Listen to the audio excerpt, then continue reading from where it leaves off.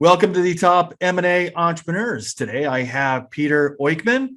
He's runs a company called Core Partners, originally from Russia, moved here from 1993. And he's actually had two companies the same company listed twice on the Inc. Top 500 fastest growing companies. Welcome, Peter. Thank you. So how did you, let's go back a little bit. Did you have this company, Core Partners, when you moved here from Russia or just started it? No. When I moved in Russia, it was 1993, almost 20 years ago. I moved here on a working visa, like a lot of people do, and basically then I got my green card and citizenship, but I worked as a software engineer first, and then around probably 98 I started the first company, with a very original name, Software Technology, and Unique. yeah. So we were doing a lot of software development around this .com and all this crazy stuff. I guess only a lazy person didn't do anything around that time. And then around 2003 we actually merged with my partner and created this Core Partners. Right. So And technically speaking, Core Partners is a result of the merger of our companies. right. How big is Core Partners? When you started then, how big was it and what is it today? When we started, it's basically was about I guess it was two of us, two partners, and since then my partner left, so it's just me at the moment, and we had about 10 developers, I think, at the time. Yeah. And we also had a product, which it's a kind of a long story, but we were doing a software development in this software technology company for one of the clients, and the client went belly up, didn't pay us, so we owned the product, and we just we're trying to figure out when .com crashed, like everybody else, trying to figure out what to do, and we try to sell the product we inherited, and we build it, but I knew nothing about the whole warehouse management, logistics at that time. So we actually sold a few licenses, and basically started growing and kind of hired more developers, and so it's been kind of interesting. But for a long time, up until about 4 years ago, we were growing kind of naturally, and just growing, and then frankly speaking, I was like, I actually probably we were profitable, so we could actually buy a company, and this opportunity came up, and we bought the first company, and early last year we bought not a timing was kind of off with the COVID and everything, but we bought a second company. And let's go back to that first company. Sorry to interrupt. So right. Sure. How did this opportunity, I mean, was it in your ecosystem already? Yes. Yeah. Were they a customer downstream or upstream? Yeah, they were a customer, and they had a similar product in a similar space. And so they actually came to me, and they said, do you want to buy our product? So they actually approached you and said, I want out. Yeah. Yes, that was an original. I mean, it was kind of coincidental, because it was like, I don't know, I guess, with all of us, you're just waking up one morning and I was like, well, I probably have to do something different. I don't know if it's a boredom or something else. I have to do something different. and it just coincidentally, I started looking at to do something else, and to do some probably M&A, and they approached me. So it was kind of a sort of a happy Slightly accident. serendipitous. It sounds right. like. So yeah, absolutely. Yeah.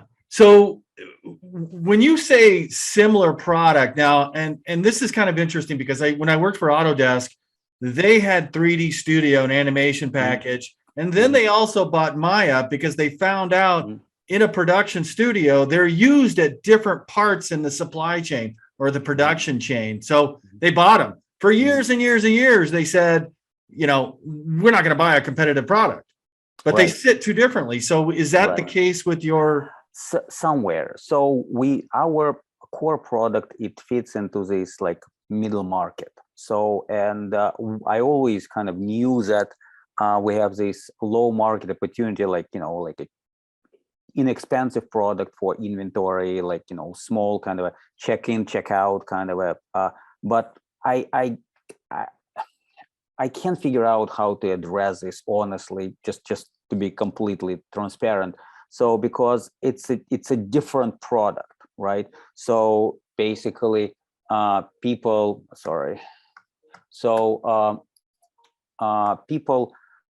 basically it's a self-registration involved, and it's also kind of a low maintenance, hopefully low maintenance involved. So it's a software as a service, it's a cloud-based product. And I'm always, we were kind of a middle market, kind of a on-premise installations, this sort of thing. So it's like, I really like to get there, but I don't know how to start there. Yeah. And that's companies, that's what they've been doing. And the biggest part for me was, I was never really 100% sure how to make money there. Yeah. Because did they have paying clients, or what was the problem? No, they have they had quite a few clients, and we actually rebuilt the product, redesigned the product, and we got more clients, and it's even more robust than ever. But my question was, like, if you are selling it to a client, like for example $35 a seat, or like for 2 seats like $70, right? So how could you make money, right? So you either have to have a lot of clients, right? Very large total addressable market. Yeah. Right. So it's kind of and the other thing was also kind of very, very interesting, that okay, you got the clients who are spending like $35 a seat, or like $70 for 2 seats. But then you got expenses on support, maintenance. Somebody will have to, they will have some questions. Somebody will have to either answer like phone or so.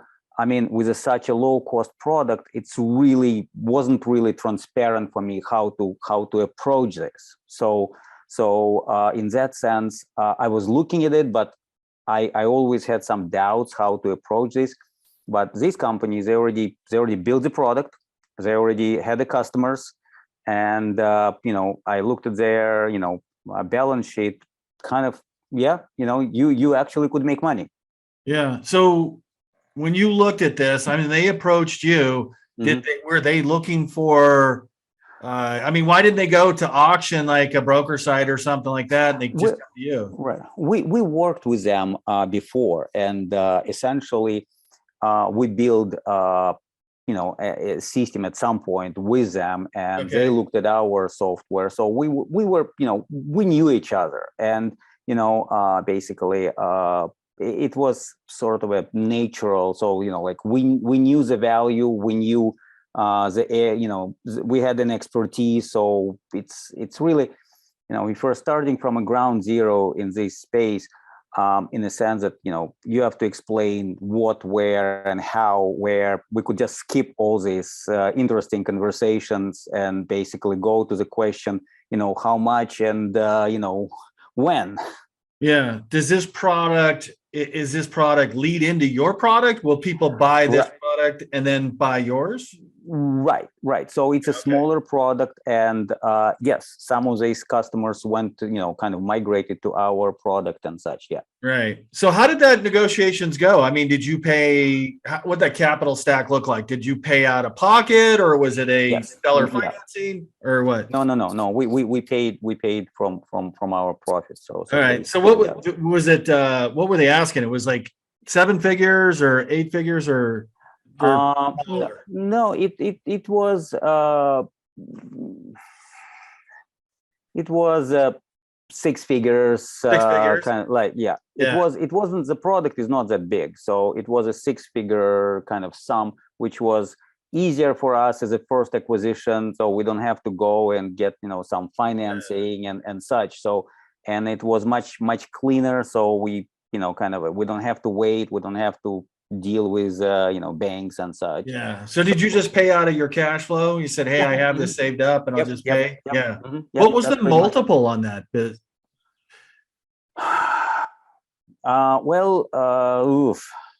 I mean, that was a software. This is back in Right. 1990, so it's not the crazy multiples you'll see today. Right. So Yeah. it was a good number. It was a Yeah. good number. It's kind of, it was easy. That's a number they were looking for, and that was a number for us easy to digest. Yeah. And did they stay on with you to help run it, or did they go off to do something? No. We just bought it. It was literally an asset purchase, and we purchased an assets, and they helped us for a couple months, and that's it. So where does that acquisition today for you? I mean, what does it mean? Did it really help you understand acquisitions, or was it really great a lead-in product? It was really definitely a great experience. So in that sense, we had a really good structure, and it's very important, to understand the structure of the contract, how, what's going on there with the whole, kind of how it's supposed to happen and such. That's why I'm saying that it was a kind of an easy for us to digest, because the acquisition wasn't that big, but we did everything what we're supposed to do, for any acquisition, pretty much. All the due diligence and stuff. Right. Was that happen to be coders from Russia, or were we just in the United States? No. It's they're actually, the company is in Colorado.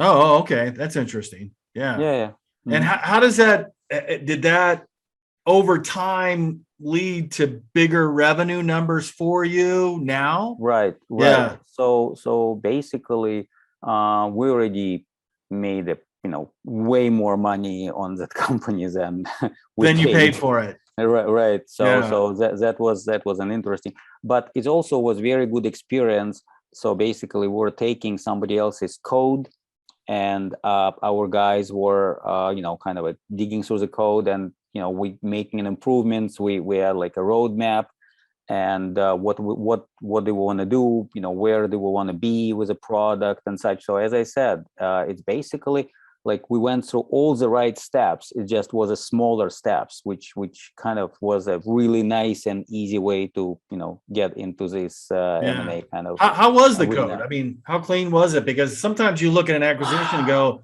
"Oh, that's really old code and it's going to be really bulky." And it was rewrite it in a couple of years. Right. It wasn't bad. But it wasn't great. So it was kind of it's okay. And the biggest part was you want to, when you're dealing with software as a service, you want to optimize the software for the cloud and speed. Because right. And it's not only speed, but number of virtual machines, number of resources. So basically, better you are at that, cheaper your cloud is, right? Yes. Cheaper your platform is. So and we've done a lot of that. And this product was also very much attached to a QuickBooks. And what we did, we also basically decoupled them that product from QuickBooks, so it could be totally like standalone product. Yeah. So that was also on our roadmap. So we did quite a few things, but honestly, I mean, again, it's pretty much what we were expecting. So we didn't expect something like great, because we had access to the source code, before, right? So we knew more or less what we're dealing with. So wait a minute. How did you have access to the source code? During a due diligence, they gave us an access to the source code. Oh, okay. Okay. So they just were open books, very transparent. And yes. Yeah. So, and we had access, probably, of course, not to the whole source code and everything, but we had a, pretty big piece of a source code that we could look at. We could see what we're dealing with. Yeah. And I mean, I had the same kind of a, like, well, I really don't want to, I don't know what I'm dealing with. So give us a piece of the code. So at least to look at what's the deal. Yeah. Yeah. And so the price you paid for it, that they asked for, is it the same price they paid, or was there any negotiation? Like, oh yeah, no, hey, I didn't like that code in there. Yeah. No. We, of course, we negotiated, and it's every time you're negotiating when you're buying a car. Of course, if you're buying a company, of course you're negotiating. Yeah. So why did they sell? What was their motivation?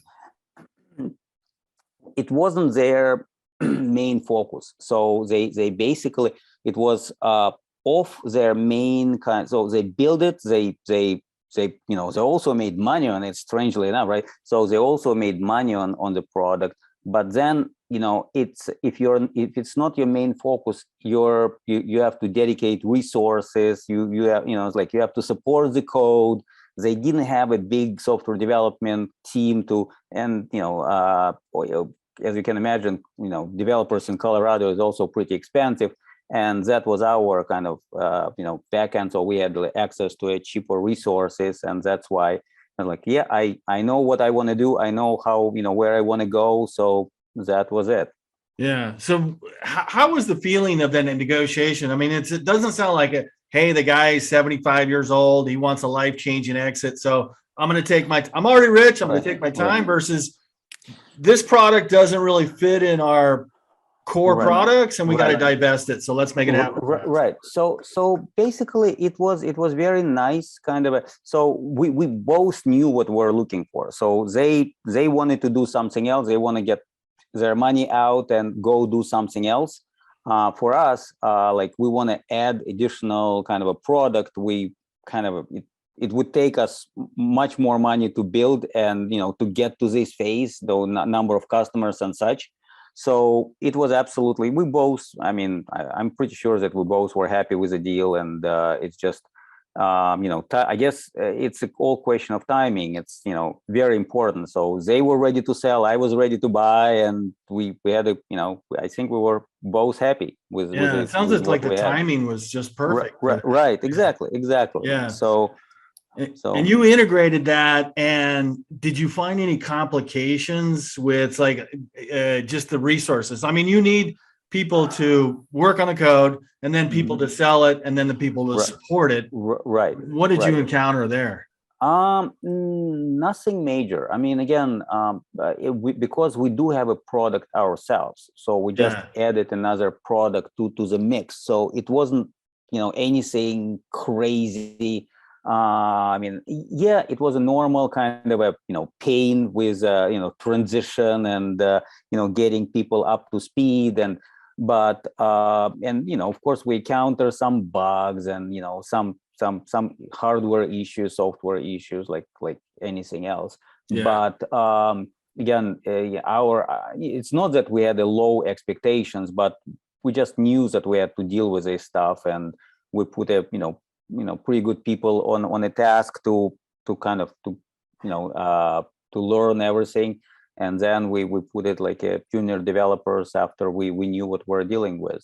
Yeah. And how did this acquisition kind of change you? I mean, what I'm kind of looking for is like, oh my God, I could just double my revenue in one acquisition, or what happened? No, it's basically, I guess I never really knew what to expect. And, it's like you're always talking about this M&A, right? You hear about this M&A from all kind of places. you just you have no idea what you're dealing with, and that's Yeah. probably the scariest part. And that's the first kind of a acquisition. Like first you have to make a decision, and then when you're doing it, turns out that like of course now we spent on attorneys way more than we expected, but as a first acquisition, but we pretty much then used the very similar contract in our second acquisition, so it's Yeah. not like we wasted our money. What was the why was the more time spent or more money spent with the attorneys? I mean, and I guess the question is like, is there something about that acquisition that you could have done different and said, hey, that was a great lesson for the next one? Right. So basically, again, we both were trying to, and they had an in-house attorney, and we don't, right? So we basically that sounds like a bigger company. Yeah. Right. So the problem was that kind of they're trying to protect their interest. We had a very good attorneys who were trying to protect our interest, and we were just going back and forth on a few issues. Again, nothing unusual, pretty much standard issues. Terms, conditions, and such. And but at the end of the day, and that's a good part, that we could both sit down at the table and basically talk to each other, and that actually helps that we knew them before, and so it was nothing like crazy kind of a negotiation or anything of that nature. Yeah. So sounds like at the right place at the right time. So right. Yeah. So fast forward, you're moving along, you get those integrated, and how did this other second one come about? Well, that's kind of that's interesting because I was honestly ready for the second acquisition after the first one, because I'm like, it's not that bad. It's kind of pretty. I mean, the biggest part for us was strangely enough accounting, because they were dealing with like payment system like Authorize.net. We haven't done anything with Authorize.net, and you have to create an account, and of course the painful part comes like you have to talk to them and basically transfer their accounts to our accounts, and it's just a pain. It's just, but it's I've used logistics, right? So, but when you're trying to merge something or kind of split something with Authorize.net, it's always a pain. I mean, it's just like So the second one, you asked me about the second one. The second one was different because, frankly speaking, about 2 years ago, I started looking at the economy, and not to get too political, but you're always trying to figure out what's your best case scenario and what's your worst case scenario. And it was COVID, and I'm just who knows who will go to the White House next, but you got the COVID situation that economy is not doing so great. So I was just trying to figure out who is, which industry and what area is more kind of a recession. Well, it's not recession proof, but more robust towards economy. I know. I think that's a great way to describe it. Recession. Right. So that's actually basically. I looked at a couple different industries, and of course, I didn't know how COVID is going to hit and how political situation is going to hit. What angle, and certainly it's a gamble. But I figured that if anybody will survive in this crazy situation, that would be SAP, and because typically companies who are using SAP, it's a big ass companies, and they got a usually pretty big budget and such. So to be an SAP partner and to do some SAP development, it's more reassuring. So I started looking, and again, kind of strangely enough, one guy I knew before, he started talking about like, yeah, too much pain. I don't know what I want to do next. And for him, it was a little bit different because he reached a certain limit and he didn't know where else, how else he's going to grow. Yeah. So I started talking to him. I was like, well, we could actually buy your company and, we could grow together, so to speak. Because it's also a question of resources and, capabilities and such. Yeah. So, What was his revenue like? I mean, 7 figures or what? yeah. Okay. Yeah. So it's a good size. It's not a huge revenue, but again, I wasn't looking for, because I didn't want to again go and finance that. So again, as you're going and looking for some finance, you're giving up something. There is, there is a, my dad's, favorite expression is, the only free stuff in this life is a cheese and a mousetrap, right? So, is that your dad? I mean, from Russia kind of state phrase? Okay. Yeah. And because he was in just survived World War II or what? Oh yeah, no, he was born right before World War II, and his childhood was during World War II, and pretty bleak for Russia. Pretty bleak for the whole world. Honestly, it was pretty unpleasant times on all fronts, but in Russia it was especially not friendly. Yeah. So we had the relatives who went to these camps, Stalin's camps, and it was very, very much it's interesting. Kind of a purge there of the intellectuals and all types of directions. Yeah. Right. And pretty much every family had people who died during Second World War. So it wasn't pretty by any stretch. And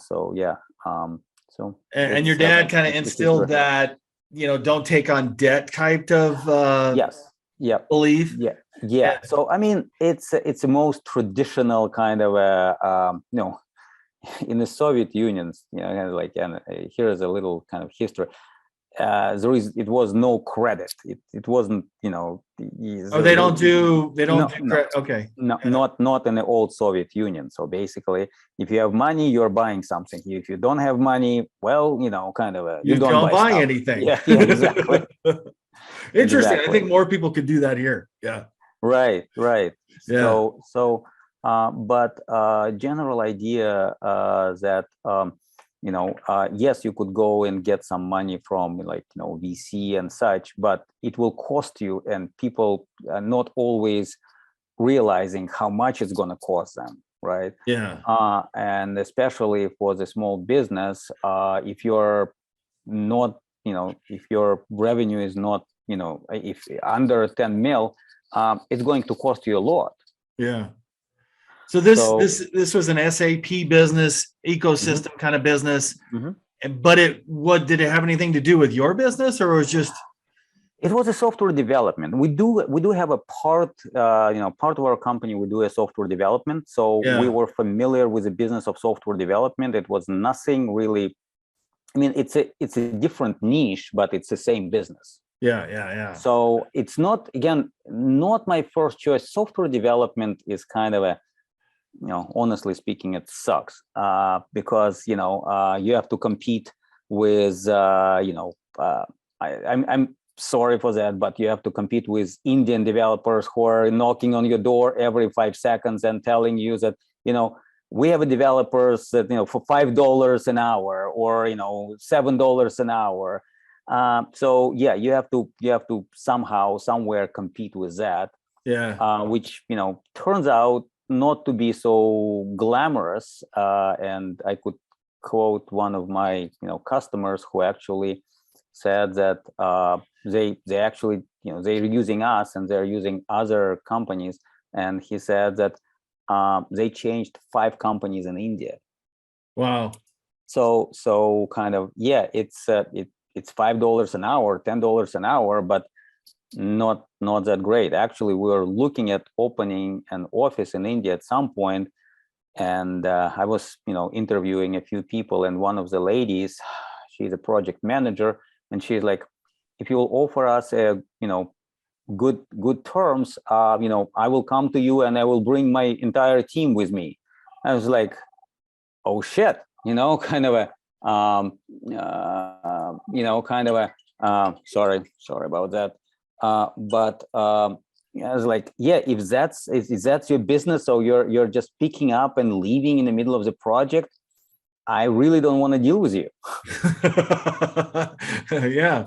I mean, basically, then where is the guarantee that she's not going to do the same thing with us? To you with somebody else, right, a higher, right. yeah. So no. So I looked at the opening a office in India, and I was like, no, I don't want to. Honestly, I don't want to deal with this kind of. And it's cultural, and I'm sure that. I mean, there are tons of companies like Microsoft, Google. They got offices in India and they're striving. But as a small business, I cannot have that big of a risk, right? So developers are moving. They're always moving, but it's not like the whole team will pick up and leave because somebody offered you a better salary. Right. So how did this? So I want to go back to this. Did you find this guy? Was it listed on market or off market or what? No. It's basically he was in my ecosystem, so to speak, and we just it was another conversation we had, and he's like, I don't know what to do next because it looks like I'm hitting a wall with. And it's pretty much standard with a small business, right? Yeah. So you're at some point you're feeling that you're hitting the wall because you don't have enough money to grow, you don't have enough resources to grow, and so on and so forth. There's a chicken egg thing that happens, and then you're just stagnant. Yeah. Right.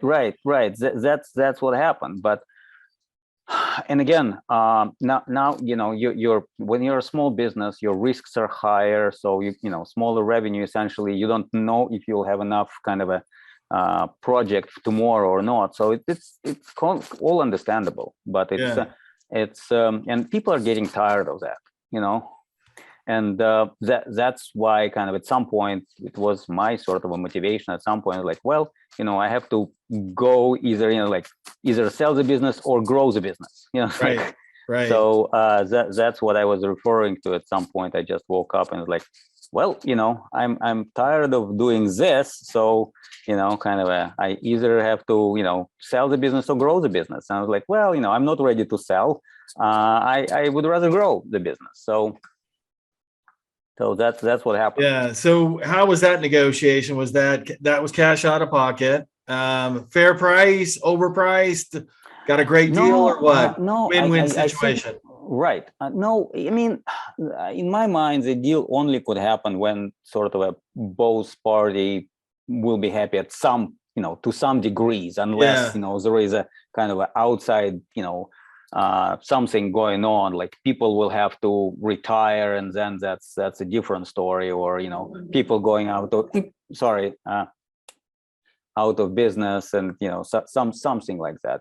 But so no I mean, we negotiated. He asked for one price. I offered him a different price, but we sort of met in a happy middle.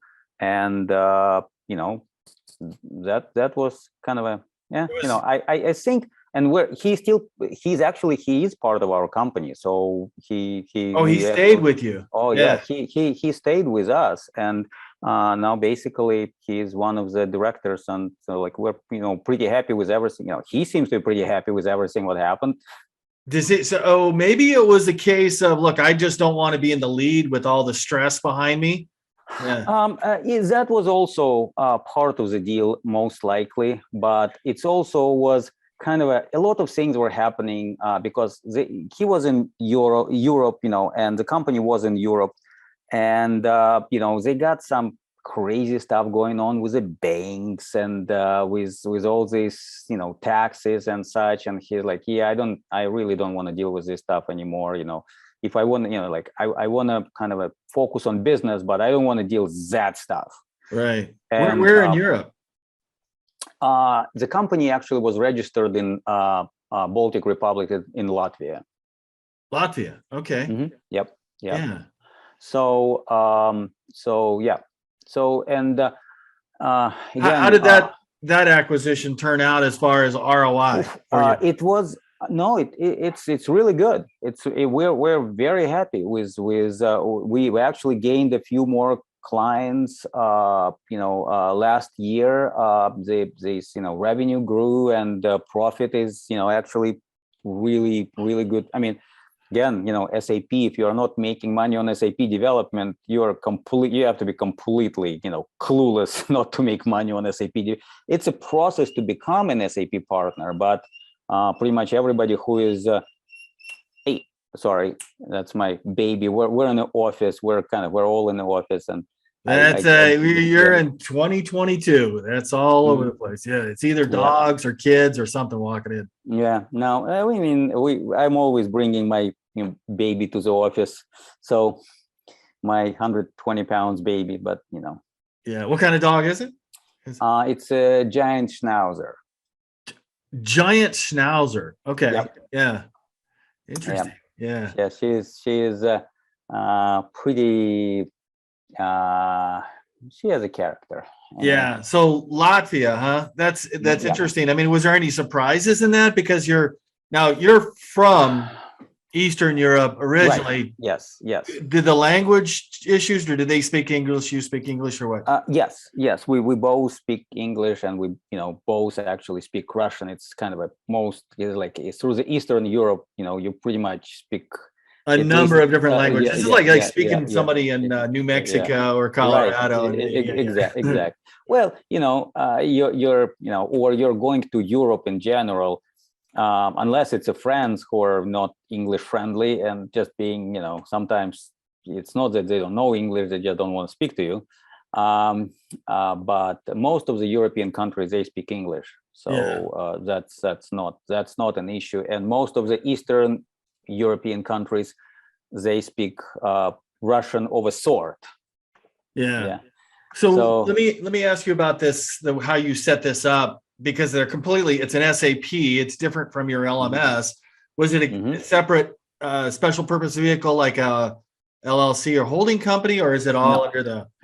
No. We did pretty much the same thing, where because it's a European country, we basically acquired an assets, because we didn't really know what's happening with the liabilities, or somebody is going to sue the company 5 years later. So we're trying to avoid that part, again, based on our attorney's advice.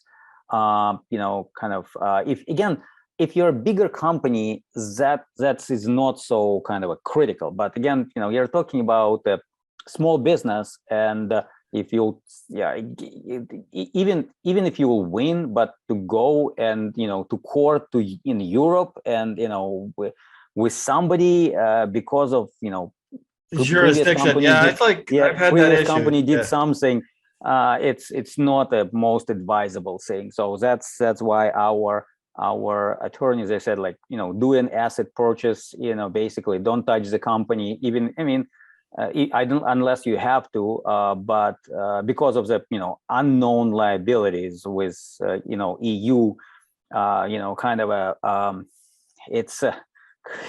it could be a big surprise you don't want to see. Yeah. And where that's integrated into your stuff, do you like, if you need work done on your LMS, your other products, your commercial products, do you go to your development team and? Right. Yes. Yeah. So we do have a development teams, and we're actually, in that sense, right now we got about 150 developers, give or take. Yeah. It's not a huge number, but just enough for that's a big number. Yeah, just enough. Yeah. But right now we're looking at as I said, we had a call this morning with a company in also Eastern Europe, and they also do a software development. We're just looking for somewhere diversification and just the capability to grow in that sense, because we unfortunately, unfortunately, one of our development offices are in Russia. And with the whole political situation right now, we're just looking for so kind of a safety net, so to speak. Yeah, it's getting a little hot in Ukraine. Yeah, and you don't really know what's going to happen, but so that's why we're looking for sort of a no, I mean, it's a dual purpose. We're looking for expanding, new customers and kind of a bigger revenue, but it's also kind of a little bit of a net where we could transfer some of our technologies to a safer place. Yeah. What is it now you're looking for? Are you looking to kind of keep acquiring these assets that kind of fall in your lap, or you want to go bigger? No, right? no. Well, kind of a yes, bigger, yes, but Yes. it's like immediate goals and long-term goals. My immediate goal is, I want to grow the business, and that's not a huge company, but they got about like 4 million in revenue. And pretty decent profit, but 4 million in revenue. But I just want to have a safety net. I don't want to hear about this Russia deal, and the crazy people there, and who knows what their president is going to do tomorrow. It's like what side of the bed he's going to wake up next day and go to Ukraine, don't go to Ukraine. I'm just tired listening to the news. Are like, oh shit, something is going to happen. So yeah, I want to sort of have a safety net there. And then the next part is I want to grow a logistic business, and I want to grow a learning management business. So basically, immediate goal is to create a safety net, because I honestly am, again, grow the company, grow number of there's customers. There's political uncertainty happening in where your assets are. Yeah, right. I don't want to deal with that stuff anymore. Honestly, yeah. It's not that I'm going to close the facility, but I just don't. I want to know that if something will happen, we have an alternative. Yeah. So does that include getting key people to the United States on green cards, or? Well, that's actually one of the reasons why I'm looking at, like, for example, countries in Eastern Europe. So if something will happen, actually, we could move people to kind of other Eastern European countries. Yeah. So that's a logic behind it. So if something will happen, we could move people from Russia, because getting US visa is impossible. Where getting Bulgarian visa, Poland visa, Czech visa is very easy. Yeah. So yeah, I'm trying to create, as I said, like a safety net in a kind of sort of like near shore, right? So closer to Russia, where if something will happen, I could move people to other facilities, other offices, where they could keep doing what they're doing. Yeah. And visas again. Going to US right now, there is no consulate in Russia. You cannot get a visa in Russia, for the love of God. US visa, and there is a 6 months line right now. So if something will happen, this probably will be like 24 months line. So that's not an option. So it's like you're trying to get people out of Russia, let's say, move to Bulgaria or Poland, and it's just not the government there is just not cooperating. No. Yeah. No. To go to Bulgaria or Poland or Czech, that's much easier. To go to go to the US is a huge issue. Right. From Russia to US, it's a huge issue. So I'm happy to bring people here. And again, not to be political, I was ready at some point to send people to our southern border, because it's like we're paying like 25,000 plus, per working visa, plus, kind of a green card and such. And he's like, why I'm doing this? Because looks like it's much easier to go through the southern border. Yeah, yeah. Yeah, so I was like, well, I'm happy to send people to Mexico, and it's like, well, go there. Yeah, let's we'll cut that recording if anything does happen. So what's the Right. long-term goal for you? I mean, do you have a number in mind that you say, I want to get this to 50 million and sell to private equity, or what? Honestly, my goal is, fairly easy and fairly kind of achievable. I wanna go to about 25 million. 25 million EBITDA or top line? Revenue. Revenue. Okay. Revenue. Yeah. So it's not, it's kind of a very kind of, in my mind, very achievable and very realistic. And then, we could talk about something else, because, even talking to the VC companies, right? I don't want to talk to them, I want to have a kind of a strong position for that kind of a conversation. So, yeah. So, and you should be in a, in my mind, you should be in a better position to kind of the whole, revenue, EBITDA, and better your position is, better terms you will get. Right. Well, the larger it is, the more processes you have in place. Right. So if you get your EBITDA over 2 million, let's say 5 million, right, you're going to get in a software company, SAP stuff, you're going to get double digits probably. Right. And that's exactly what I'm talking about. So, that's a conversation I would like to have. I don't want to go and beg for money. It's like, that's not. That'll happen if you have the right structure in place. Because if a private equity firm buys you, they may have 5 people in their office, right? They're not going to take over the business. Right. Yeah. Right. Have you kind of warmed up or a little bit more saying, hey, I may have to raise some money to buy something bigger to get there? Yeah. Actually, I'm talking to a couple companies right now. It's a little bit, I don't know if I will need money for the next deal. But if I will, I, kind of, again, private equity, for me, and again, I'm not saying that I'm an expert, and you probably know more about it than I do, absolutely.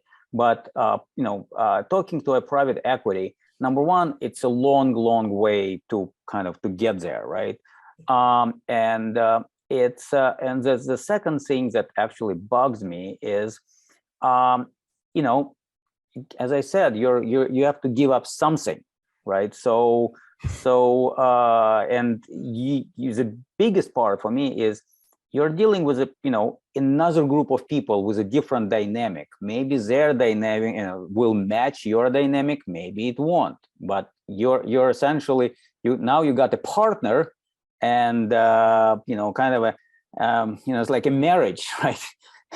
It could be complicated dynamic there. It's going to be either equity or debt. Right. So they maybe like marriage, it's kind of a I've been married twice, so are you married now? Something? Yeah. Yeah, no, I got a girlfriend, and but yeah, I've been married twice, so kind of I stepped on pretty much all the things I was supposed to. Yeah, I think you can get that. I mean, we don't have a lot of time left, but if you got to say 5 million EBITDA, then you start reaching out to maybe some of the private equity groups a year in advance, and say, hey, this is what we're working on. Right. And, in 12 months, you'll get it's like, this is what we're looking for. This is the number. And, promise me that that's the number we're going to deal with. And you'll be there. No, yeah. And that's what I'm trying to do. That's why I'm talking to a couple private equity firms. And it was like, just trying to figure out what they're looking for. Again, it's not going to happen tomorrow, but probably it's going to happen at some point. But I want to have at least a few names I will feel comfortable with. Yeah. So you've done a couple acquisitions. You're working on your third, right? Right. Yeah. And how does it feel a lot easier? Definitely. What questions to ask, what where to look and such. So yeah, it's definitely. Is It's there a definitely part of appealing. you that said, "Gosh, I wish I would have started this earlier"? Absolutely. Yeah. Absolutely. No, definitely. Yeah. But again, kind of I don't know how to explain, I guess I wasn't ready. So, when you're not ready, you're essentially forcing yourself. When you're ready, everything is much, much easier. Yeah. Yeah. When your brain is open, your mind and your Right. hearts are Right. open to that, Yep. you'll find it like the first one you found. I mean, it Right. came to Exactly. you. Yeah. Right. Exactly. Yeah. Mm-hmm. Depends on what you're wishing for the universe that's working on. Absolutely. Yeah. Absolutely. Well, Peter, we're already up against an hour, and I want to Yep. thank you so Absolutely. much for talking about your journey here, your acquisition Sure. journey. So, Sure. yeah, thank you so And much. you're welcome. You're All right. welcome. All right. Thank Take you. care. You too. All right, Bye. bye.